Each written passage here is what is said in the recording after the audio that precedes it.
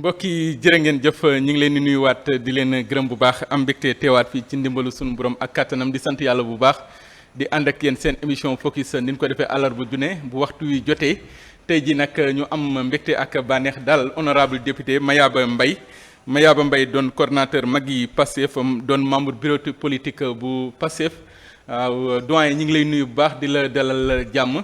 di fàttali ni inspecteur des impôts nga à la retraite ah. non pas inspecteur des impôts. Oui. Je suis un agent d'assiette des impôts. oui kon honorable Mayaba Mbaye ñi ngi lay nuyu bu baax di la dalal jàmm. waaw aouzu billahi min shaytan rajim bismillahi rahmani rahim wasalaatu salaam ala rasulillah ñu ngi lay fay war di nuyu téléspectateurs yëpp incha allah fas yéene ànd ak yow waxtaane actualité bi yëpp incha allah. di la ziar bu baax Mbaye di la nuyu di am mbégte nag si sa teewaay ak sa disponibilité waaw parce que yëngatu yombul. di la nuyu di fàttali ni El Hadj Modou Diouf Abdou Toob ak Ablaye ñoo nekk ci régie bi ak Cheikhouna ak Fallou. honorable dina waxtaanee assemblée nationale ak seen bilan. mais li ci jiitu tey ci waxtaan mooy Ousmane Sonko génn démbam bi. génn démbam balaa ñuy dugg ci fond bi forme bi. pour yow lan moo waral génn Ousmane Sonko bi man xaw na maa bett. lan moo ko waral. xam nga wareef la c'est une continuation et une constance. génn bi nag am nañu yaakaar ni décision de justice bee ko génnee. mais ñun xamoon nañu day génn quoi qu'il puisse advenir. parce que dafa jotoon mu waxtaan. parce que waxtaanoon ak ñun. koo gisee dans la relance. du parti dans la relance de ses activités. dans l'approche de la population. daf ko diggee woon. am lu ko gàllantoor mu war a tukki ba ñëw mu waxoon ne bu tukkee ba ñëw. bi mu tukkee ba ñëw démb mu décidé waxtaan faf loolu dugg ci. léegi nag mu waxtaan globalement li mu war a waxtaan. mais nag toujours dans la constance ak wax askan mi ni ko daal am na yitte yu ko téye woon lu yàgg a yàgg ba tax na mu xaw a mel na lu sore. mais tey daal pare na pour dellusiwaat jege askan bi. surtout ses partisans. mais lan ngeen yëg ba nga ne dafa jot mu génnoon maanaam dafa génn ci waxtoom. waaw xam kon nga lan moo xew parce que dafa am kon lu doxul wala qu'est-ce qui se passe. déedéet xam nga il faut que l'on dise xam nga dafa toll ay jamono yoo xam ni Pastef dafa téye woon ora bi. en certain moment bi ñu jëlee réew mu fekk fi une situation catastrophique muy moom muy président de la république muy ministre yeeg yenn certains DG yi mais jot amatul focus ci liggéey pour delloo réew mi ci tànk yu baax. ba tax na mu amoon benn un peu d'écart par rapport. aux partisans par rapport à la population. léegi nag ci biir waxtaan nañ ci yàggul ni loolu am na mais comme xel mi ngi dal. léegi nag war nañu mën a defarwaat dellusiwaat jege askan bi di waxtaan ak ñoom ànd ndox kii waxtaan boobu nag mu décidé woon ko war a dem dellu si yàlla dogal mu dem dellu si démb mu décidé wax mu coïncider kii justice bi. maintenant bu ñu duggee dans le fond après on va s'expliquer. waaw mais est-ce que nekkul ni kon daa am lu doxul.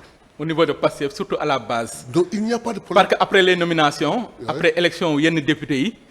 yàgg nañ di ko jooytu fii bari na ci ñoo xam ne danoo déserter la base amatul animation amatul dara. est-ce que nekkul loolu moo tax Ousmane Sonko jugé nécessaire ni. il faut retourner à la base parce que nee na ma ko doon doxalee démb noonu laa koy doxalee. dinaa dem ci marché yi dem ci dëkkaan yi ko est-ce que nekkul ni daa am benn terrain bu Pastef perte.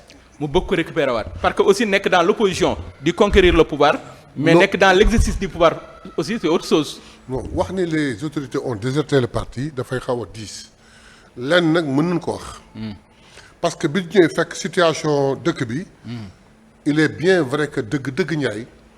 yitte yi tax na ñii neexuñu jot seen dem ci askan bi bareetul mais booba dafa am situation boo xam ni la ngay tal. njëriñu askan bi mooy ëpp jege askan bi. waaye nag il y a un mois booba lii yëpp amul. toog nañu nag waxtaan ci instance supérieure yi ni nag xam nga ban slogan la ñu génnee jubbu bi la fal. bis boo ko négligé mu follee ko. donc pour wan ni kon suñu xel mos jóg ci ñoom. jot jafe woon na jot metti woon na mais à présent que xel xaw naa daal bu ma tukkee dem Chine ba ñëw incha allah. dinañ toog waxtaan ak askan bi dellu soit on va tout faire tordre notre emploi du temps pour gën a jege askan bi. et lui il donne le bon exemple en disant que dinaa delluwaat ci marché yi dinaa delluwaat ci luuma yi dinaa delluwaat ci quartier yi dinaa waxtaan ak ñëpp mais activité mag Pastef boo demee Moncap ñu ngi organiser boo demee Monef ñu ngi organiser boo demee jeunesse kii ñu ngi organiser ñun magi Pastef il y a 15 jours ñu ngi woon Guédiawaye dans une organisation dimanche passé on était à Thiaroye donc le parti marche mais nag il est bien vrai qu'il faut reconnaître une chose boum bi nga xamoon dañ ko téye woon effectivement la situation du pays et vouloir mettre le pays en place tax na ñu xawoon ko bàyyi léegi nag dañu ñëw pour jëlaat suñu place. jëlaat seen place mais toujours avec Ousmane Sonko. bien sûr et les autres. c'est-à-dire donc quand Ousmane Sonko dit que il va sortir mais c'est parce que tout le monde va sortir. mais est-ce que dañoo war a xaar Ousmane Sonko wax wala mu génn ñi war a génn. parce que ku mu ne ci ñoom ba ngay falu sa base moo la tóoj pour nga falu. waaw mais am na ci ñoo xam ne comme ni nga ko waxee ci wolof dañoo fuuyu. bi ñu faloo kenn déggatu leen. kenn non gisatu ko loolu moom boo demee dans les réseaux sociaux bu ko tuddee fuuyu xam nga lan la. xam nga explication dafay yomb. bi ñu faloo ñëw fekk fi une situation extraordinaire. le premier ministre Ousmane Sonko génn def conférence de presse. wax ju rëy. mais muy ministre. muy DG muy directeur mais jot amatul ñoom dañ leen nëq focus ci le travail ñuy xëy 7h30 di wàcc 11h minuit. dafay àndul ak di jokkalante yi. donc durant l'année là on peut comprendre que ñoom seen yitte moo doon xeex lu yëwanal yëfu askan bi que toog ak askan bi ñëw toog ak yow bis bu dee bàyyi fa loo xam ne su ma ko liggéeyee mu yëwanal la mais dem liggéey lee moo ëpp solo. du wees léegi nag bi ñu toogee ce n'est pas qu'on attendait Ousmane Sonko c'est parce que dans une équipe il faut mu am capitaine c'est le capitaine d'équipe toog nañu waxtaane na ko diagnostiqué xool ak écho yu ñuy am bon ñu waxtaan ni bon léegi il est question qu'on s'organise trouver un moyen trouver du temps pour retourner à la base c'est ce qu'on est en train de faire et lui il lance le mot d'ordre. léegi mais en tant que chef de parti nekk PM boole ñaar yi aussi tamit maanaam bi muy sëgg ci soxlaay réew mi xaw na bàyyi base bi ginnaaw. te bu waree dellu à la base et que nekkul ni réew mi lay bàyyi ginnaaw. déedéet attendez ensuite xam nga dafa am loo xam ni amalgame boo xam foog ñu dindi ko. ce n'est pas parce qu'il est PM qu'il perd tous ses droits de citoyen il est citoyen avant d'être PM. après PM il sera citoyen. par conséquent dafa am loo xam da koy sol bu PM liggéey ko comme bi muy dem Japon il pouvait pas aller là-bas comme citoyen il est là-bas allé là-bas. pourquoi bi muy dem Chine kon. il est allé là-bas pas en tant que citoyen il est allé là-bas en tant que premier ministre. maintenant sa déclaration d'hier ak le fait que mu dugg dans le parti animé parti bi il le fait en tant que citoyen et militant du parti bon léegi nag le travail pendant l'année bi nga xam ne fal noonu aujourd'hui il pouvait pas alterner. mun leen woon boole. donc lee moo ko gënoon soxal dem tey nag xel dal na ba tax na di nga mën a jël tuuti temps consacré que askan bi. mais nag du tax mu bàyyi son poste de premier ministre. parce que óolu bi que président wóolu insisté ba jox ko la primature mu téye ko di ko liggéeyal kooku bëgg ci moom mu koy def ak kéemtale carte Sénégal bëgg non du ko bàyyi ndax son parti jamais. est-ce que nekkul réalité du pouvoir moo leen commencé di dab. mais qu'est-ce parce que fan yee premier ministre dafa génn wax ni dans l'administration ak ñenn ñoo xam ne fal na leen. seeni mbir dafa yéex ni ñu waroon doxalee doxaluñ ko. en fait dafa am benn jargon bu ñuy wax la réalité du pouvoir en fait qu'est-ce que c'est. maanaam li ngay dig nit ñi ak liy dëgg. maanaam boo ñëwee ba ci pouvoir dëgg ngay daj quoi. bon mën naa ko nangoo fenn bien que man gëwuma loolu. mën naa ko nangoo fenn. maanaam ñun jàppoon ni noonu la mbir yombee bi ñëwee au pouvoir yombee dama lay wax lu tax. pour une fois je vais accepter ce qu'on appelle réalité du pouvoir. ñun dañu waxoon yéene. ni incha allah bu ñu yegsee dans un temps record. dinañ jublu ci mbirum askan ba askan bi yëpp yëg ko. parce que am na lu ñu njort woon ni réew mi mel na ko mais ñun am nañu capacité redresser ko. waaye ba ñu yegsee lan fi fekk def nu ëlëm. ba tax na di nga tal leneen lu dul naan da ngay toppatoo quoi que ce soit li ngay def mooy fexe réew mi bañ a soow. on a trouvé une dette extraordinaire. on a trouvé un déficit bu kenn xamul un budget truqué. léegi nag su fekkee loolu mooy réalité pouvoir ce qu'on pensait que ni réew mi am na jaxat-jaxat mais ak li ñu fi fekk différence bi su fekkee loolu réalité du pouvoir d'accord na on a trouvé une réalité du pouvoir qui fait que dootoo tal dara lu dul fexe réew mi bañ a soox maintenant que xel dal na nga dellu soit waxtaan ak askan bi jiifal leen tey wax te ñaar ak benn affaire dafa am lu nit ñi di fàtte gis nga génn Ousmane Sonko. yemul ci ni delloowaat troupe am nu mu sota rassembler troupe génn Ousmane Sonko dafay féexal xol yi. démb sénégalais yi waxuma nag ñeen ñi nga xam ne moom bu ñu ko gisee. comme ni mu ko waxee démb. mel nañ ko gis seen boutique. mais Sénégalais tu as reçu des coups de fil et des coups de fil. ay nit ñoo xam ne macha allah dañu bëgg dañu kontaan rien que déglu ko avant d'aller au contenu gis ko mu toog di wax rek ça leur fait énormément de plaisir et ça leur donne du courage et ça leur donne encore ça ouvre des ambitions.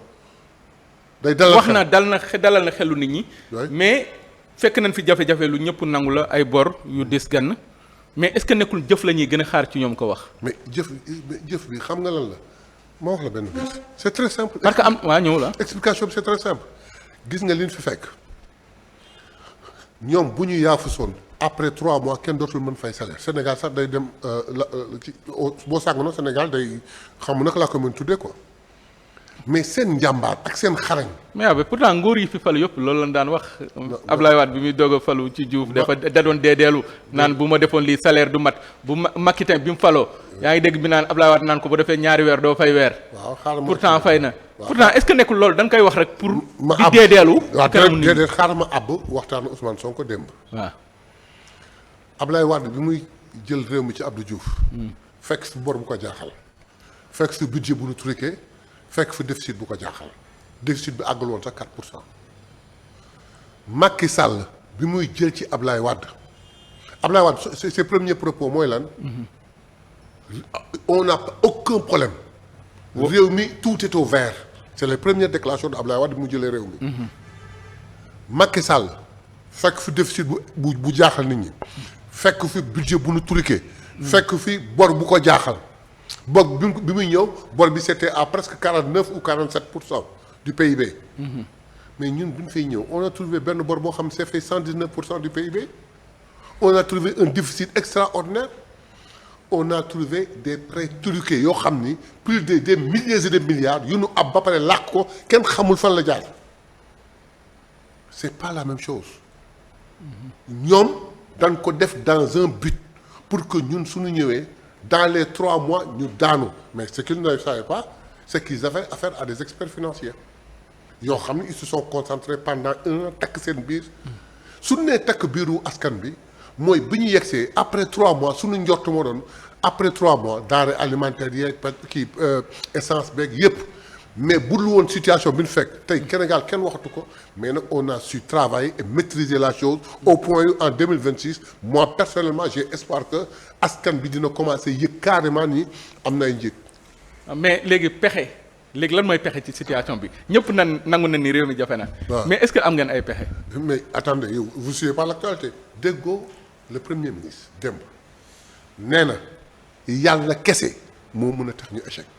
nous sommes sur le chemin et on va réussir Sénégal dafay neex barkaati démb le ministre des finances le ministre des finances là-bas à l'Assemblée nationale.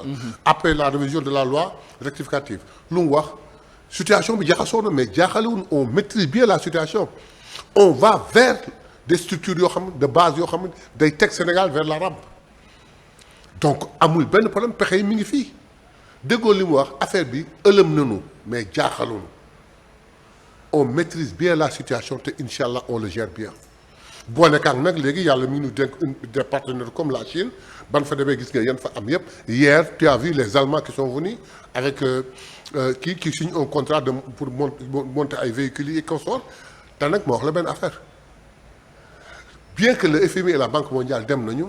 mais proposition de fonds yi ñu am mais mënoon nañu gëmm mais bëgg lu rationnel moo tax. mais Sénégal ay proposition de fonds yu dul jeex mi ngi fi ay proposition de fonds yi jeex mi ngi fi. mais nag dañuy prioriser d'abord le fonds intérieur ba xam ndax askan bi mën nañ ko.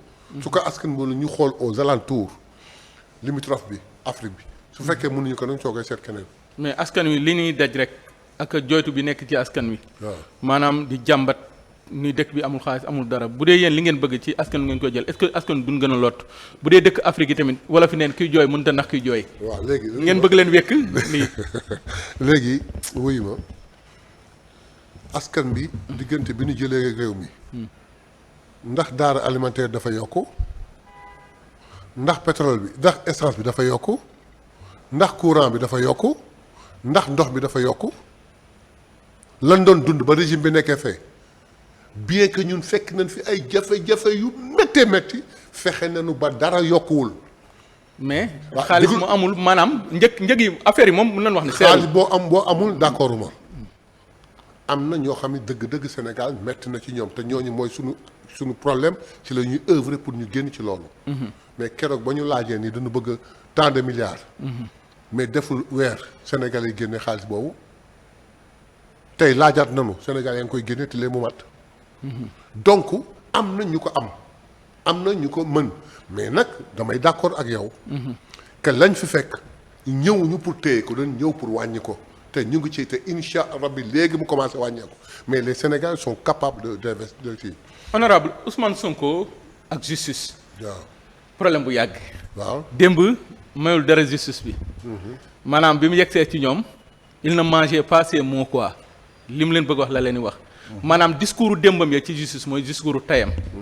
mais bi nga nekkee dans l'opposition mënoon ko comprendre mais nga nekk ci pouvoir nekk le premier ministre du Sénégal. mais di song justice yi benn genre song bi di leen discréditer est-ce que xaar lan loolu ci premier ministre bu Sénégal. mais suñu xaarul loolu ci premier ministre il faut Sénégal jàng benn affaire on a un premier ministre qu'on n'a jamais eu. waaw bu mel ni de mosuñu ko am wax nga. très bien on a un premier ministre qu'on n'a jamais eu. li mu sañ moom rek moo ko sañ. très bien les anciens premiers ministres c'était des valets de chambre yoo xam ne dañu yokk seen prérogative rek en fait bon je ne sais pas ay maa ngi fii oui monsieur le président oui monsieur amuñu benn réflexion kii nag yàlla daf ko boole ku ko wóolu ñuy ay xarit. di waxtaan di tànn di dogal. léegi nag sotti dem ba ni nga ko waxee digganteem ak justice. xam nga ce qui est louable c'est la constance. ba ma nekk opposition ci certains dossiers boo xam ñu ngi may jéem a fàggaagal di jéem a fàggaagal sama parti ak samay askan. ak ñi bokk ci man may waxe nii di def remarque yii waaw tey ma nekk premier ministre nekk dans des privilèges entre guillemets war na mën a tax situation am ma toog ne pati ne oui premier ministre être premier ministre mënu ko xañ ses droits de citoyen démb le citoyen Ousmane Sonko a parlé joxe son point de vue mais avant muy wax justice mais il y a moins de 10 jours wax na sur l'administration. bien sûr wax na sur le gouvernement. moom que il dénonce mais non il tire sur tout ce qui bouge. moo tax ma wax la ni la yàlla daf nu may un premier ministre qu'on n'a jamais eu may nu un président boo xam ni dal na tey na te wóolu na premier ministre. mais est-ce que mënu woon def comme président bi am retenue am réserve ci yu bari te xam ne statut bi mu am tey amagu woon démb. ah bon quand il parle de la justice de l'administration. kon léegi quand on constate que dans l'administration et dans le gouvernement et dans la fonction publique il y a des problèmes. mais xam nga ni quand on a beaucoup plus de responsabilités on a moins de liberté. mais il n'y a moo tax man la loolu ngeen tàmm les autorités ne dénoncent pas si c'est pas l'opposition qui dénonce quelqu'un d'autre ne dénonce pas. mais est-ce que ça nekkul fragiliser la justice ou mettre la pression sur la justice. fragiliser la justice comment. parce que décision de justice daanu na parce que. Cour suprême bi mu ñëwee ak rabat d'arrêt xam na le rabat d'arrêt n'est pas suspensif. waaw léegi bi ñu ñëwee ñu jël dogal bu toll na nga ànd ci ak nga ñàkk ànd ci. waaw mais justice noonu la tëddee la mooy loolu dogalu justice la. waaw mais bu la neexee. mais moo am bu la neexul moo am. mais xoolal lii sa sortie d'hier sa position par rapport à la justice son jugement. su fekkoon ni compte à ce que les gens disaient il y a 3-4 mois. que oui xale bu saaga sax buñ ko jàppee ñun Ousmane Sonko ko saaga jàppalu. ainsi de suite de hier il te dit que masuma woo juge masuma woo procureur masuma woo ministre di ko wax. quoi non nee na am na vidéo yi ministre bi jot moo ko jox. nee na attendez bokkul. moom kay mi ngi woo ministre bi. xaaral bokkul de y a nuance. woo ministre bi ni ko ci njabootam duglul baax wax li wax ci njabootam. ku ko bëgg ku ko jege. juum wax lu ëpp mu yónnee vidéo ministre ni que kii jóg leen ci. quelle franchise. ci njabootam ni ko am kii jóg leen ci. mais est-ce que loolu war na ko def moom. war na ko def. est-ce que warul bàyyi justice rek. mu garder son indépendance. attendez. làq dóor doom dañu ko doon jiiñ. loolu wane na ni moom du làq dóor doom bu defee kii da koy punir. ndegam njaboot dama ko def bu woo ministre de la justice yónnee ko vidéo ni ko xoolal loolu jóg leen ci mais su ko keneen defee waxatuñ ko mais yónneewul ba léegi vidéo keneen vidéo njabootam rek la woon ne loolu mooy bul xool ci man bul xool ci dara def leen seen liggéey. mais jusqu'à menacer ne li ñii di wax ñu jàpp leen ñi leen di jàppale yépp nan ko waxaat ñu xool lan moo leen ciy fekk. wax jooju barki dem rek dans une émission wax naa ko. yow mën nga ko wax mais le PM Omar duglul li mu wax dafa leer. li premier ministre wax dafa leer Omar. nit koo xam ni am na wax joo xam ne ragal nga ko wax. jomm nga ko wax. rus nga ko wax. wala siide nga ko wax. ma bamtuwaat ko. kaddu yoo xam ni ragal nga ko wax. mbaa nga siide ko wax. mbaa nga rus ko wax mbaa nga jomm ko wax. jaambur yàlla wax ko. ba am lu dal ci kawam. nga ñëw taxaw naan da nga koy jàppale. jàppale bi gën a wóor mooy waxal la mu waxoon et il donne un exemple bi Diomaye waxee benn wax boo xam ne signifiewul dara lu dul un constat par rapport à la justice. ñu jàpp ko tëj ko bëgg ko takkal bracelet mu bañ yóbbu ko kaso ba tëj ko mais Ousmane Sonko bu leen doon wax li Diomaye wax du dara dafa ñëw wax li Diomaye waxoon donc ñii di jàppale ñooñu di wax ban jàppaleen nañu wax lu mel noonu. mais jusqu'à tirer sur la justice. mais juste à tirer sur la justice il n'a pas tiré sur la justice il a donné son jugement. te lii Ousmane Sonko wax daf ko ñeme wax ñun ñëpp ñu ngi suñu xel. parce que jël nañ décision bu défavorable. déedéet moo tax c'est une décision très facile Ousmane Sonko preuve yi mu joxe démb dafa leer. mooy. à chaque fois.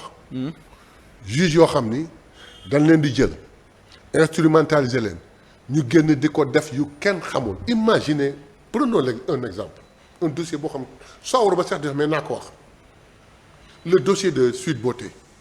qui devait s'arrêter à la gendarmerie. ndaw si ñëw toog di porter plainte ba ma naan lii mbaa duma ci am problème dem wax ay discordance yoo xam ni fa le dossier waroon yem non mu ñëw chez un procureur qui fait quoi d'après renseignement yi doon daw qui dit que doyuma am chargé waat leen jox leen ay éléments en prenant des éléments yoo xam ne kenn xamul fan la ko jëlee tu crois que loolu c'est un bon juge c'est un bon procureur. qui demande à charger quelqu'un un juge qui l'appelle jamais on a laissé Ousmane Sonko aller à s'expliquer sauf au moment où de la confrontation il croyait que la fille avait la possibilité de mettre soit des audios soit de mettre des vidéos comme elle avait promis. ñu confronter leen fu mu mujj y a que lui qui a parlé la fille ba tey ngaangul mu waroon yem foofu ñu yóbbu ko ñu def ko dossier criminel dem au jugement nii dañ koy juger par contumace alors qu'il était chez lui xam ñëpp xam nañ fu mu nekk. deuxièmement ils écartent ses avocats ñoom kese seen biir ils n'ont pas pu le condamner qu'est-ce qu'ils font ñu ni bon viol bi na dañ menace de mort bi na dañ ils sont terrorisés 100 ans derrière. pour trouver corruption de la jeunesse loolu duñ ci wax ak leneen ak yeneen donc il donne son point de vue te li mu wax kuy Sénégalais mi ngi sa xel. kuy Sénégalais mu sañ ko wax ak ñàkk ko sañ a wax. lui nag wax na ko nekk premier ministre yëkkatuwul boppam au point où day toog di seetaan wala mu gis loo xam naan jomb naa ko wax parce que je suis premier ministre il est citoyen sénégalais avant d'être premier ministre. il gère bien les deux. quand il y a même pas 10 jours quand il fallait représenter le Sénégal il a fait le tour de l'Afrique. de l'Ouest jële fa ay éléments dem combiner leen yóbbu ko en Chine. de par ces éléments combinés mu def fa un excellent travail et revenu avec benn richesse bu kenn mën la wax c'était un premier ministre hier c'est Ousmane Sonko citoyen sénégalais qui parlait. citoyen sénégalais qui parlait léegi mbir mi ngi sunu kanam nee na du ko yemale foofu.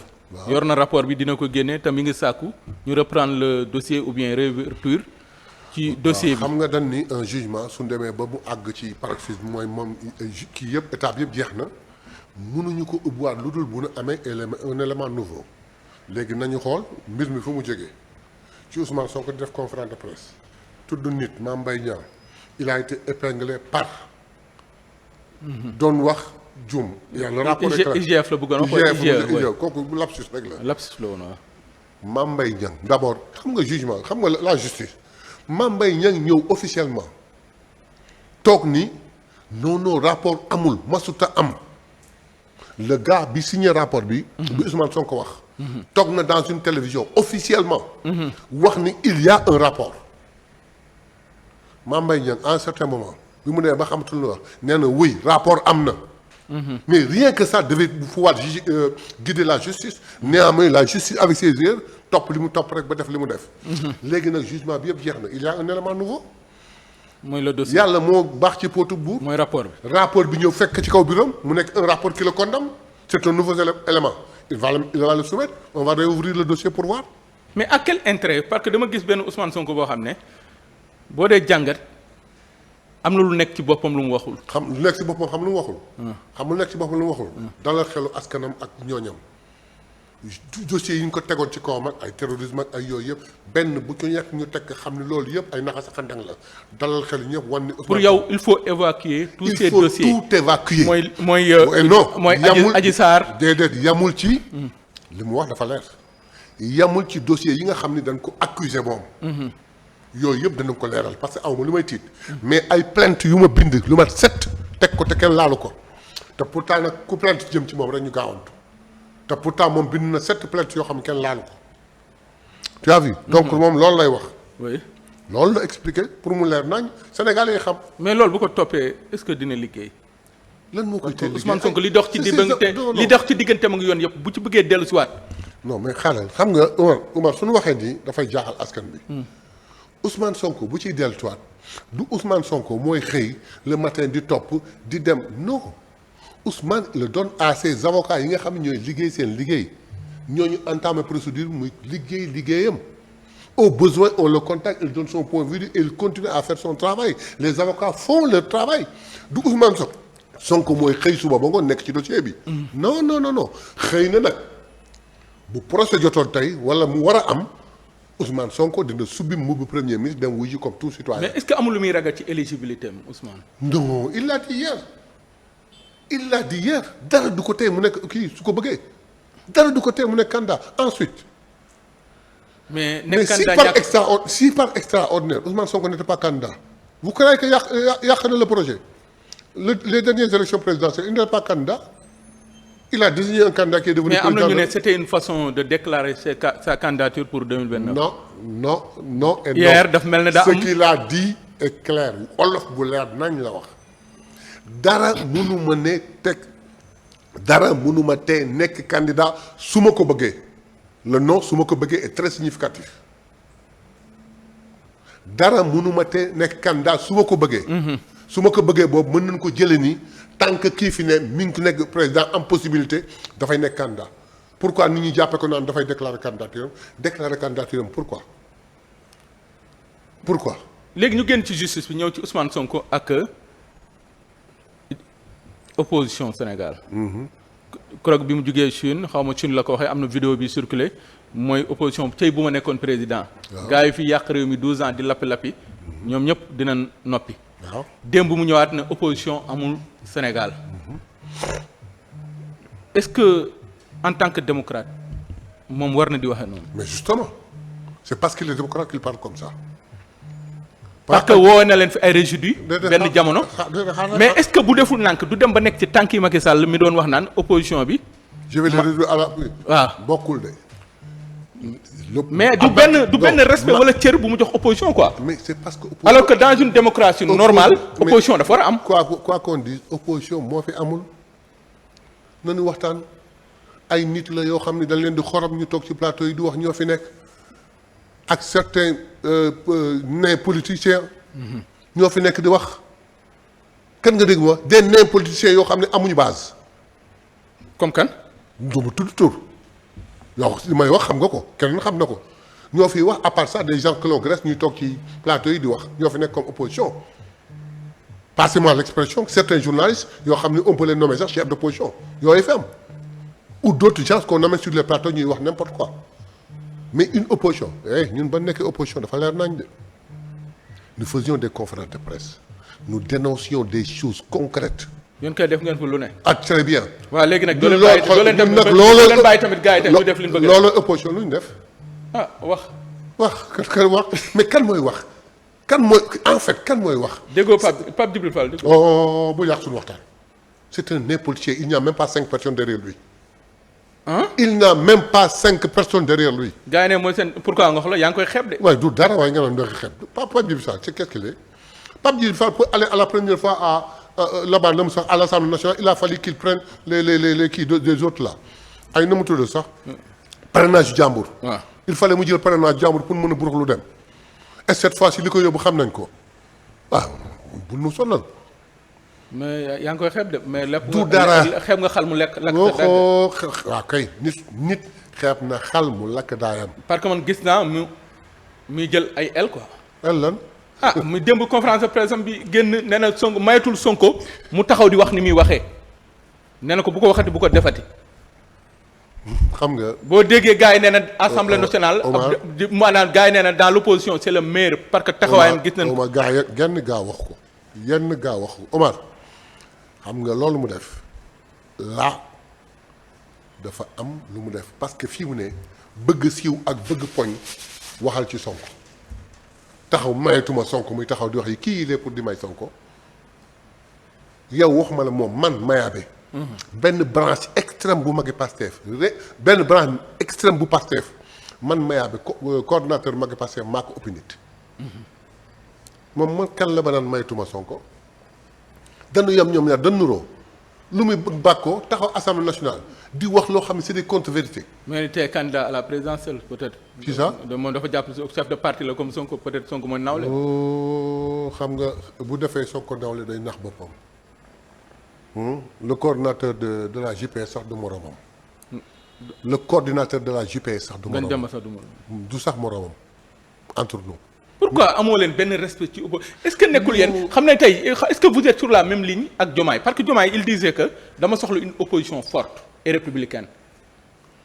Diomaye alors que yéen boo leen dee wax dafa mel ne alors que tey jii boo leen deful nànk opposition bi seen biir lay génn de. mu sànq wax benn waay nee naa ko parce que amul opposition mais bu ñu deful nànk. mais seen opposition mën na génn seen ñu ngi jaawale ñaari mbir Ousmane Sonko et Diomaye.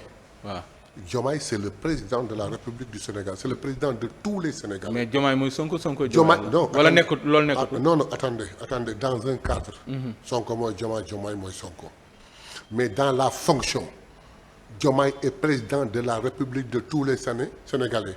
am benn lignée langage boo xam ne moom la mën a utiliser. liberté bi Ousmane Sonko am en tant que chef de parti en tant que citoyen Diomaye amu ko. waaw loolu moom dëgg la. bokkul ñoom ñaar. Diomaye di waxe nii mais si Diomaye était à la place de Ousmane Sonko avec ses responsabilités Diomaye est encore plus dur et plus féroce dafa fekk ni rek kilifa la ëmb ñëpp di waxe nii mais Diomaye bu fekkoon responsabilité bi Ousmane Sonko mi ngi ci moom mais crois-moi day gën a dëgër maintenant on en revient à ta question pourquoi muy wax nii naka la noo ko waxeet sax. que l'opposition. waaw bu ma fi nekkoon maanaam ñii di fi lappe di wax man bu ma nekkoon président. gis nga li mu wax moom la Sénégalais yëpp di wax Ousmane Sonko wax ni man su ma nekkoon président ñii di lappe ak di wax du n'importe quoi ak di sos daañu noppi loolu la nit ñi di xalaat ci kilifa Sénégal entre nous. mais pourquoi ñu war a noppi. mais Sénégal entre nous. mais fii il faut respecter la liberté d'opinion la liberté d'expression. voilà le problème du Sénégal. Voilà le problème du Sénégal. On se cache derrière deux jargons. La liberté de presse, la liberté d'opinion. Mais ne te permet pas de dire n'importe quoi, n'importe quand, sur n'importe qui et n'importe où. Ñun, Ousmane Sonko, day def conférence sur l'affaire sur l'affaire du Falémé. lii ak lii joxoñ yow président de la République. lii ngeen bëgg a def lii teg ko fu wér a wér ñu daw dellu gannaaw wala lii ngeen di waajal lii ak lii ñu dellu gannaaw wala lii ngeen def rëcc na dem mais di ngeen ko fay tôt ou tard c'est comme ça qu'on s'oppose mais doo ñëw yabal ay nit ci ay plateau ñuy sos di wax du n'importe quoi et puis li ñuy wax intéressé wul sax sénégalais yi entre nous. nan dellu gannaaw tuuti xëy na sax léegi ils se sont corrigés. jabaru président saak bi mu yor. premier ministre ak président assemblée nationale président de la République ñu nuroo ay daal. pourquoi ñuy àndandoo di aligné wu. pourquoi seen yére yi sol ça coûte 450 000 c'est ça l'opposition loolu mooy opposition Sénégal doon Ousmane Sonko sax de voyage en Chine tu as fait ça mais tu pouvais faire ça tu pouvais faire ça tu pouvais faire ça wala li nga def ça peut nous mener quelque part boo xam ni sama njott baaxul. on en discute concrètement pour le bien du Sénégal waaye ay yëre yu sol yëre jabaram fi jabar dugg tout de tas de choses ak di sos ak di wax c'est pas ça une opposition on n'en a pas. mais opposition bi imposé na leen un débat boo xam ne daf mel ne dañ koy daw. lequel le débat sur la dette. gis nañ Pape Malick Ndour génn nee nañ sax est-ce que falsifié woon ay chiffres. bor bi ba ngeen fi ñëwee ak léegi 1 an et demi mais gis na ni yéen a ngi battre tous les records ci wàllu bor bi. qu'il ne compte pas sur nous pour avoir benn aura. gis nañ Thierno Alassane di ci wax. gis nañ defal ndànk rek Thierno Alassane Sall. kii Thierno Bocoum moom mayu leen. Thierno Alassane Sall l'autre là comment se dit. Pape Malick. Qu'il ne compte pas sur nous pour avoir benn aura. déglu li may wax pour ce qui est de la dette l'autre là le gosse là ministre de la jeunesse comment ça s'appelle encore Pape Malick est sorti ils ont des problèmes de lecture de chiffres. dafa am problème niveau dañu am problème de lecture de chiffres boole ak une certaine malhonnêteté. au lieu ñu togg naan dañuy débattre le docteur Babo est venu dans une émission dans une télé de la place. décortiquer lépp ba mu leer nañ soxla wuñu débat ak ñoom. deuxièmement le ministre des finances bërki démb il est venu dans les tribunes de kii wax décortiquer ba mu leer nañ mais ñoom xam na ni seen demu bopp du leen yóbbu seen aura mooy tirer sur le premier ministre pour ñu déglu leen jéem a wut benn aura qu'il ne compte pas sur nous pour avoir aura.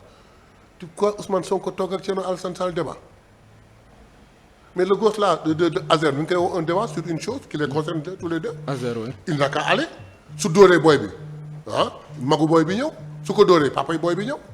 est-ce que nekkul xaj bi matt Macky moo leen nar a matt parce que Macky dafa xeeboon Sonko. naan non leader réseaux sociaux la Sonko. non ñun xeebuñu leen. attendez. mais quand vous parlez de l'opposition dafa mel ne y a rien devant quoi. mais c'est parce qu'il absolument rien du tout.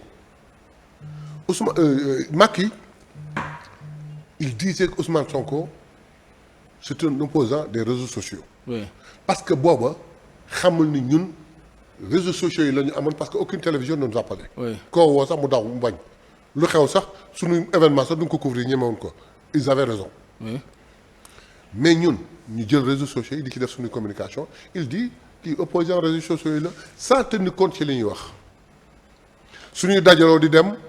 muy xalaat ni ñun on faisait comme kii mais Macky su fekkoon ni alerté wu na wax ni cette gars là Ousmane Sonko bu xewlee kenn du fa xaj joxewul paas joxewul t-shirt yónnewul ay car joxewul ay sandwich.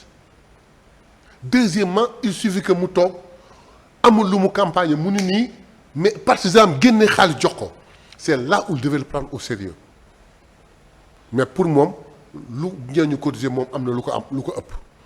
moom occupé na média yëpp na ko bàyyi ak réseaux sociaux yi c'est ce qu'il a perdu nous c'est pas le cas les opposants vont à la RTS les opposants sont là mais amuñu matière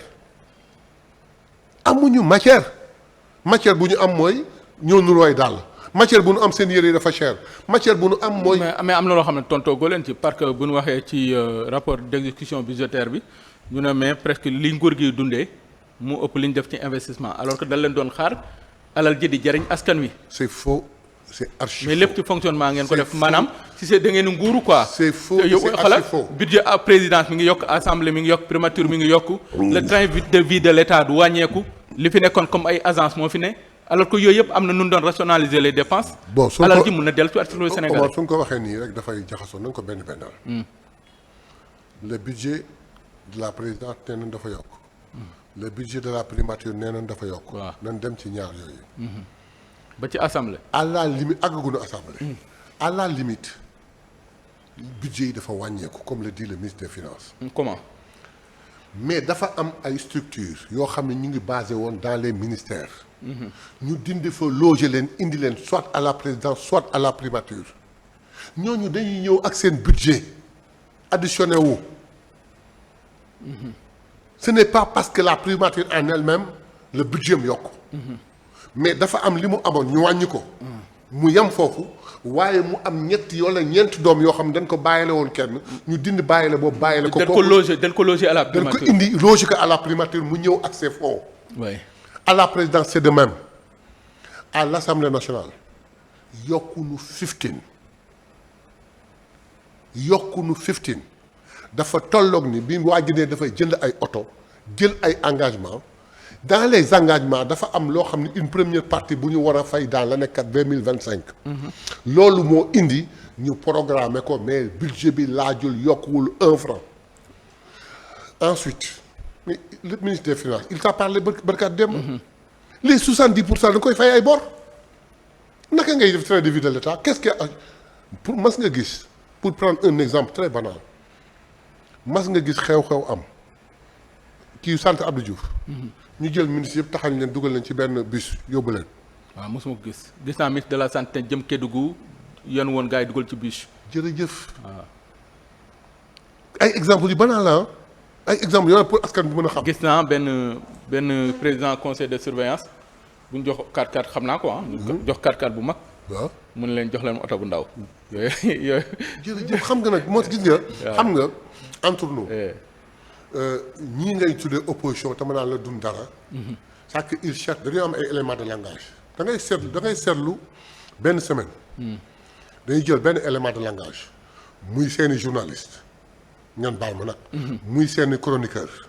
wala muy ñoom seen bopp benn élément de langage ils turent groupé sur ça sachant bien que c'est pas vrai mais askan bi ñuy waxal di ko jéem a influencer di ko détourner amul capacité enregistrer comprendre te fa yàq àgg defar yeggu fa mën na ko yàq en fraction de seconde yow nga toog ay moment di ko défendre maintenant dans la déclaration d'hier du président Ousmane Sonko président de notre parti il a dit que nous allons venir et reprendre les médias. Nous allons dire la vérité au peuple te bàyyi ñi nga xam ne nag dañuy désinformer ak di sos. il faut qu'on les écarte parce que réew loolu yoru ko. léegi ñu jeexal ak assemblée semaine bi yëpp wax nañ ci lu bari comme mais député nga mënoo toog ba jug duñ ci wax assemblée gis nañ El Malick tiré le bilan ci liggéey bi mu fa def mais aussi am na ci bilan bi loo xam ne gàkkal na ko mooy coowal oto yi ak Guy Marius Sagna génn bi mu génn seen groupe parlementaire di wax ay mbiri suukaru koor ak yu kenn xamul mais aussi dans l'opposition am na ñoo xam ne nee nañ point yi aussi te ca assemblée nationale mën nañu jàpp ni am lu bilan bi li ko gàkkal mooy ci benn temps record liñ fa simmi ci ay immunité parlementaire maanaam kenn xamul nu mu toll est-ce que loolu amul lu mu gàkkal ci bilan bu baax bi ngeen def maanaam coolu oto yi ak traitement bi ngeen traité opposition bi ci biir assemblée nationale parce que mayaloon dara opposition bi. bien nañu commencé ci levée immunité parlementaire. Levée immunité parlementaire c'est une réponse à une demande ce n'est pas nous qui programmons. Ce n'est pas l'Assemblée nationale qui programme. C'est le juge qui. par une saisine du ministre de la justice. ci juge bi mooy xool ni mbir am na mbir mi am na kuñ ci tudd te kooku député la yoon may ko mu woo ko yoon may ko mu déglu ko yooyu may ko mu jàpp ko. ndare du dafa jaar fi mu war a jaar mu bind ministre de la justice kooku xool ni lii de war na mën a nay bind président assemblée nationale def ko ñun nous ne faisons que répondre. te lever immunité ñaari fànn lañ koy jàppee. benn bi kilifa moo bind. am lux mbóot bu am ñu tudd ci nit. mu bëgg mu leer. te sañu ma kaa woo may leen ma oo ko laaj ko ñu wormaal ko may ko mu laaj ko waaye sunu naatangoo bi nga xam ne moom lañu sumi mbalaanam. moom tamit tudd nañ ko ci lëy. ñu may ko possibilité mu dem leeral loolu te dellu soit. buñ ci defoon 1000 amul benn problème parce que dañu ko laaj te mu mën a nañu def ko. la haute cour de justice. la haute cour de justice. am na ñu ne dañ ko fi war a jëlee. waaw xam nga lu ma ci jaaxal. xam nga lu ma jaaxal fàtte woon naa la moi je suis membre de la haute cour de justice. oui. haute cour de justice mi ngi fi depuis les années 60. oui. mosuma dégg nit ñi nañ ko fi jëlee. waaw mosuñu ko wax de. kenn mosu ko wax. oui. jugé na Mamadou Dia. comme naan ne ko ba mu jeex. kenn neewul nañ ko fi jëlee. ci Idrissa Seck dañ ñëw na jugé Idriss Seck mais dañ dem ba ci biir ci instruction bi ñu ni kii jaru ko. ñu arrêté la procédure topp ñu non non mu def ko pour non lieu. non lieu parce que ci procédure bi la bokk. oui. kenn neewul nañ ko arrêté. Assemblée nationale saa yu ubbee dans le mois dafa war a installer la haute cour de justice selon les procédures yoo xam ne dafa rek rey El Malick ñëw xool comme El Malick ni muy doxale ne haute cour de justice bi da nga ko war a installer forme normale mu installer ko. defagul dara nag ñii di wax naan dañ ko fi war a jëlee dañ ko war a soppi ni pat. mais opportunité am boo xam justice ni comme am na haute cour de justice nag c'est le moment ou jamais d'entamer une procédure parce que am na yoo xam ne nag ay lux moo di fi am ñu ngi ci tudd haute cour de justice rek moo leen mën a topp kon nag naa ko commencé ñu commencé ay procédure ba dem ba ci digg bi nga ni non haute cour de justice nekk fi war a jëlee pourquoi rupture kon ñu arrêté rupture yéen a wax rupture rupture ñu ñoo wax rupture justement c'est parce qu'il y a rupture rupture mooy loo leen fekk naka su dul noonu te méngalul ak démocratie ngeen dindi ko mais attendez non ñu ngi jëf amagane ñu ngi bool yu bokkul de ñu ngi bool yu bokkul c'est pas de la rupture ça haute cour de justice nit ñoo ko tëgg constitution wax ko suñu règlement intérieur wax ko ni nii lay doxee kenn mosu koo teg mu taxaw ñun ñu ñëw yoon wax nu ko ñu teg ko mu taxaw justice am ay dossiers yu ca nekk yoo xam concerne nu ñu jox nu ko ñii bala ñu fay dem ay député lañ foog ñu lever seen immunité bañ ko dindee ba pare boole ak ay ministre lañu woon fallait que mu am procédure d'accusation de mise en accusation ñu def ko yóbbu instruction yi ci juge d'instruction yi foofu juge kese fa nekk ñu ngi koy def woo ni déglu leen li ñu wax doyu leen ñi ñu takkal bracelet ñii par caution ñu may leen liberté provisoire ñu may leen mandat de dépôt. mais dëkk yow nga toog waxoo dara ba tey jii nga ni non haute cour de kenn du fi jële dara nii lay continuer ba procédure bi jeex ñi nga xam ne lekkoon nañ suñu alal ndegam am na lu ñu teg seen kaw mais dans la légalité et en respectant tous leurs droits la haute cour de justice dox li muy dox dañu am lu ñu tëb assemblée nationale. ñii di wax naan opposition bi neen dañ leen tuutal. barki dem bi ñuy def il y a 2 mois bi ñuy def présentation des rapports kii commission ad hoc yi. dégg nga discours Tafsir. dégg nga discours Aïssata Sall. lu ñu doon def gërëm président de l'Assemblée nationale. barki dem bi ñuy clôturer déggoo Tafsir. waaw benn exemple rek laa jël. am na fi at ak genn wàll xaw ma ñaari at. coow li mel na tout mal Sénégal. way règlement intérieur assemblée amuñu dañ ko truqué baaxul kër lu ne ñu wax ko nga may ma rek ma fàttali lu ko indi. booba président de la république ci li nga xam ni prérogative bu yoon may na ko. moo toog gis ni moom daal soxlootul premier ministre. mu jaar fi mu war a jaar ñu dindi poste premier ministre teg mais comme règlement intérieur assemblée nationale mënut a bañ tudd premier ministre. mais comme amatul ñu faxas ko raxas ko lépp lu concerne premier ministre ñu dindi ko ci. looloo yoon. président de la République toogaat beeg sax sañ-sañam la mu ni man daal poste premier ministre dama koy delloosi. mu delloosiwaat ko mais bi mu ko delloosi dañu waroon dem ca règlement intérieur assemblée nationale lépp lu ñu fa dindi woon concerne premier ministre ñu delloo ko. ñu dugalaat ko defuñu ko ba benn moment ñu jékki-jékki Ousmane Sonko nekk premier ministre ñu ne Ousmane Sonko kaay def déclaration de politique générale mu ni man du ma dem fu ma xamule. xool leen seen règlement intérieur xaw ma. mais Ousmane moom ngay wax pourquoi 3 mois te moom chaque weer la ñu waxoon. très bien waaw kay voilà la grande question avant may tontu loolu dans ce règlement intérieur où il n'y a que ce point de discordance Aïssata Tall Sall Ayib Salim Daffé Tafsir Thioye ñoo dem seet ci ndigalu président assemblée nationale ànd leen ak expert boo leen bëgg ak koo leen xam ak administration assemblée nationale defaral leen ma benn règlement intérieur dans un délai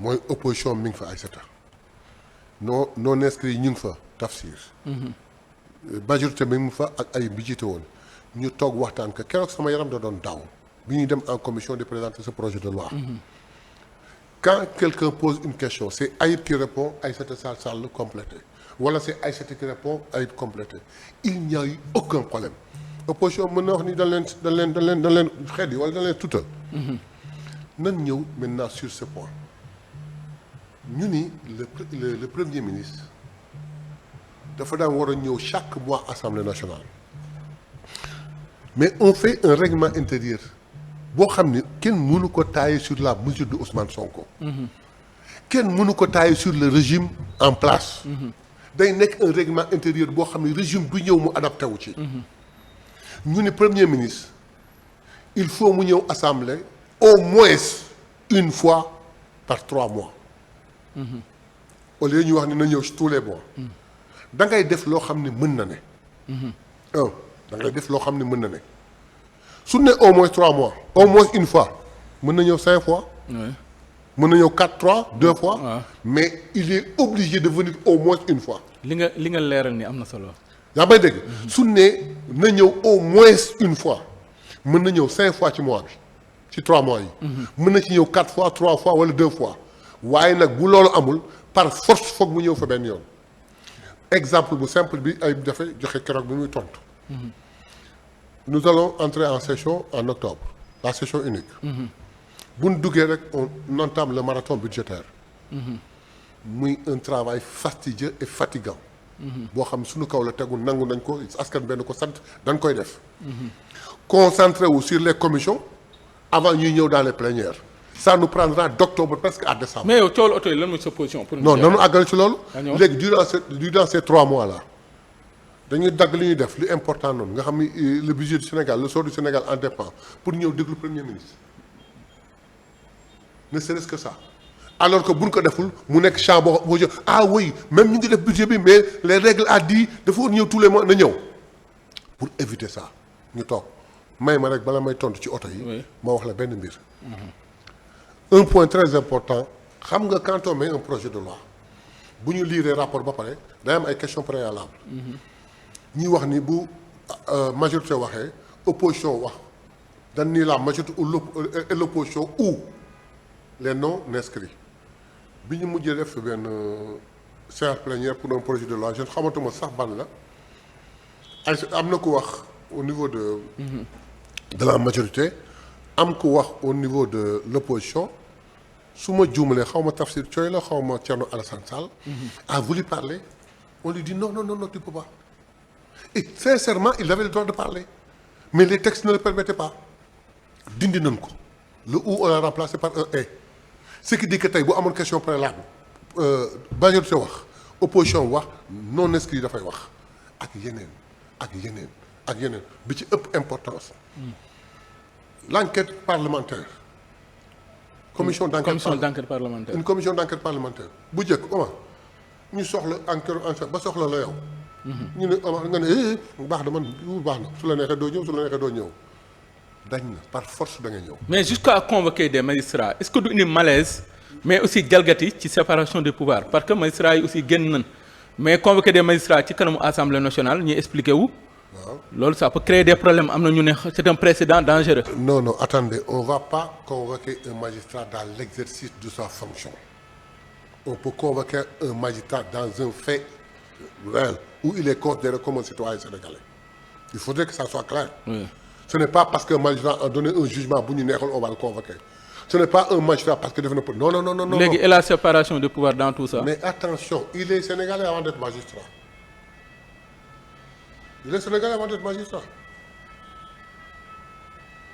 séparation de pouvoir dafay dara séparation dafa tee premier ministre séparation de pouvoir dafa tee ju convoqué président premier ministre mu ñëw toog expliqué wu. boobu moom xel tey na ci. am na ñu ne na ngeen ci tey quoi est-ce que séparation de pouvoir. tey na premier ministre toog ñu koy poser question muy wuyu. mais le premier ministre peut-être que day exercer fonction premier ministre moom dañ ko nommé mais bu dee le président de la république foofu moom. c'est le chef de l'exécutif kenn ñemewu ko woo. jërëjëf d'accord kon nag respect boobu ñu am ci président. le juge il est élu il est nommé. non il est nommé mais kenn woo ko dans l'exercice de ses fonctions qu'il soit juge ou je ne sais quoi pourvu que mu am loo xam ne soxla nañ ko ci na ñëw jox na son point de vue c'est tout. L'Assemblée nationale a une autonomie mën a woo. qui que ce soit léegi émission bi jeex na xam naa léegi. ñu non benn dafa des benn bu important am na la question moom la woon dama ci. oto yi waaw léegi côté yi dama ci bëgg a galgal beneen question nga boole yëpp tontu mooy dana réew mi dafa naqadi réew mi amul xaalis jamono jooju ci la ñuy waxaale ay oto 50 millions. surtout waaw yaa ngi gis. mais jamono jooju keroog bi El Malick toogee RTS même ci travaux yi am commission il y a des indemnités de session maanaam assemblée nationale dafa mel ne. ñoom métti dëkk bi yëguñu ko ba teg ci di laaj ay oto est-ce que ci waxtu wi man ba ñu ma député am oto yàlla rek moo tax may wax pour man oto du kii nu mu tudd maanaam oto lu war la. waaw nécessité la du luxe. waaw du luxe. waaw léegi dafa am. mais fi réew mi toll est-ce que c'est le moment ñuy dugg ci loolu. dafa am lu la échappé rek te su ma waxee yow mu leer tañ première législature ba 13e législature dañu mas a am ay oto yu bakkane yu luxe man bi ma nekkee gone député bi ID la daan ñëwee suñu kër suñu koñ dafa mas a am te masul jur coow c'est à la 14e l'ancien président bëgg xañ opposition bi ay oto yu baax moo tax mu leen doon jox indemnité 900 000 francs par mois ñu du leen jëndal oto ñooñu ba ñu demee def ay prêt bancaire ñëpp njort ni législature bi du durer plus de 2 ans on ne pouvait leur faire des prêts qu'à partir de 2 ans ça n'a pas suffi pour ñu am assez d'argent pour jënd oto yu baax ñi jëndoon oto ñoom ñëpp seen oto dem na kasara ay oto occasion ça c'était benn kii maintenant on va déglul bu baax li ma lay wax indemnité de 900 000 francs par mois c'est acquis dan nu ko war a jox tous les mois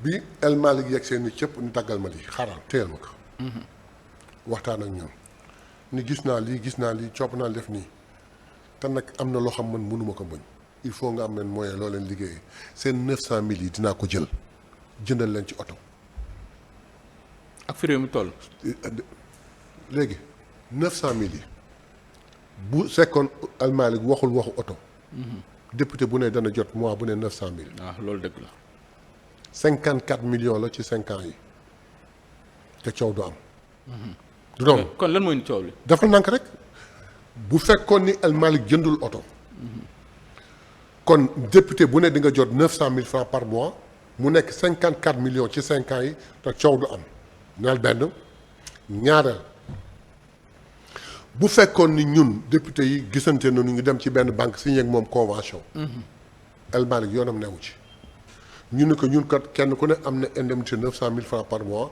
dañu bëggoon ay oto yu cher yu bakkane pour nga lebal nañu pour kii defal nu prêt ñu jënd ko banque bi dina ko accepté jëndal nu oto bu xam ni suñu neexee mu jar 50 millions coow du am mais El Malick nee na duglu li El Malick def 900 000 par mois pendant 5 ans 54 millions la El Malick nangu ko ci ñun jëndal nu oto yoo xam ne jarul 54 millions mu jëndal nu oto yoo xam ne jarul 54 millions te jënd bi laajul ñu yokkal ko budget laajul ñu dolli ko xaalis ci sunuy 900 000 lay seet nu mu ci utiliser ba jëndal nu oto ñaareel bi des na bi gën a rëy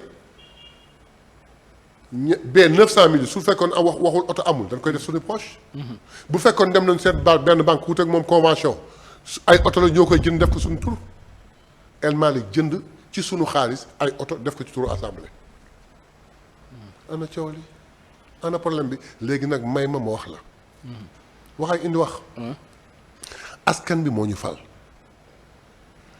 ñun ñuy def li askan bi bëgg 7 mois yi ñu toog amul noppalu buñ ci nekkul nekk ci askan bi di ko def na mu waree defaraat assemblée ba mu baax topp El Malick ci li mu wax ni il fera de cette assemblée la meilleure de tous les temps def que l'assemblée du peuple mi ngi ci ak réforme yi on a pour une fois on a déposé un rapport nan ñu xool rapport bi xam ndax ñu ngi liggéey wala liggéey noonu on est allé en vacances lundi ñu ngi woon vacances wallahi démb ñu ngi yendu atelier tey jii je présente des excuses parce que dama loon dox tey ñu ngi dem ay visites sur le terrain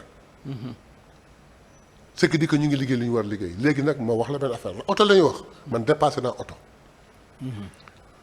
député bi jógee Linguère bi jógee Tambacounda lundi mardi mercredi jeudi vendredi de 9h à 19h mu nekk ci yitte assemblée nationale te war a dellu Tambacounda parce que amu fa lu dul samedi ak dimanche pour profiter dox fa yoo xam ne foog mu fekk ko léegi moom wax bu même bu amee oto bii ñuy wax moo koy dawalal boppam jëm Tambacounda. mais Guy Marius Sagna nee na seen groupe bi dañuy séddoo xaalis. la wax. Guy dafa jum bu rëy on revient par là-dessus il s'est tu noppi nanu ab El Malick génn na suma kilifa dem ci RTS leeral lépp je crois que musuma leeral yëpp mooy delluwaat ci wax Guy dafa jum trop. il s'est trompé il a dit choses yoo xam ne je ne les partage pas. nee na waxoo leen woon loolu askan wi. Guy déggoo wax la dafa jum bare na lu mu wax loo xam ne je ne le partage pas man Mayabé député je déclare ici. que gisuma suukaru koor jotuma suukaru koor dégguma sukkaru koor lenn nag dégg naa ko te xam naa ko mooy bi koor gi demee te ñu xam ni les députés sont très bien sollicités le président du groupe parlementaire a dit député bu ci bëgg mën nañ la indil benn soutien joxe na montant bi je crois que c'était 200 000 mais sous forme de prêt dañ la koy dagg sa salaire 500 000 yi ñu daan joxe chaque tabaski El Malick dindi na ko foofu la ñuy tëjee. El Malick dindi na ko xaalis bi daan joxe suukaru koor El Malick dindi na ko ay yeneen ak yeneen yu si suuf yi nga xam ne député yi dañ ko am dindi na ko indemnité de session taxe yee ko wax mais El Malick xam lu wax. bien que règle na su ñuy jox indemnité de session dafa fekk nga koy bokk nga koy fekkee. il faut 50%. parce que travaux commission yi loolooy liggéey assemblée nationale plénière du liggéey assemblée nationale plénière dañuy ñëw rek wax ni mujjanteel gaa ngi nii. mais fukki fan ak juróom wala ñaar fukki fan yi ko précédé ñuy liggéey dans les commissions bëccëg a guddi nga gis nit tëdd këram di nelaw mbaa toog di nekk ci bala xal madame nit ñi di rey seen bopp ba plaider jot mu am droit ñëw yëkkati loxoom jox ko mu ñëw taxaw eh bien alors wax lu ko neex askan bi yëpp dégg. jërëjëf lay tàggatoo. waaw non li may tàggatoo mooy waxtaan nañu j'espère que li ñu wax leer na te gingi na askan bi. di leen jox diir daje rek incha allah benn yoon di leen sant di leen gërëm di ñaan yàlla nag waa deen yeeg siise ñu dimbali ma ngir yàlla rek. ci cere. waaw ngir yàlla ñu def ndànk rek parce que nag dëgg at mu ne. su ma copain médecin doon wax naa ma diw siise diw wadd diw sàmba ngi ñuy tëdd ah maya bi wax ci ma leen di ñaan fii sabilillahi rek ah ñu. saa njóogu sa kàlla mengeen yi ci leen bokk tey. mengeen xëy na en tout cas sàmbeen yeeg waddeen yeeg siise moom li wóor ba wóor. mooy chaque année rek. cere ji daaneel leen bi yoon daal nan ma dimbali fii sabilillah rek ñu wàññi te yàlla nangul leen boole leen ci xaaj bi jëm déwén incha allah. jërëjëf honorable député Mayabé Mbaye jiite magi Pastef du coordonnateur mais aussi tamit di membre bureau politique bu Pastef doon honorable député waaw ñu kontaan bu baax ci teewaayam ku disponible la nag waaw moom bu ñëpp defoon ni moom xam naa ni. mbir yi dina gën a dox ndaxte ci côté communication lu bari da ciy taxaw te macha allah lu mu war a wax dina ko wax kon di la gërëm bu baax di la sant. di gërëm ñëpp di leen sant di gërëm El Hadj Modou Diouf Abdou Tob ak Ablaye ci régie bi ak Cheikhouna Omar Bun Khattab Gueye moo nekkoon ci kaddu gi kon beneen àllarba bu waxtu wi jotee ñu dellusiwaat seen émission focus jërë ngeen jëf.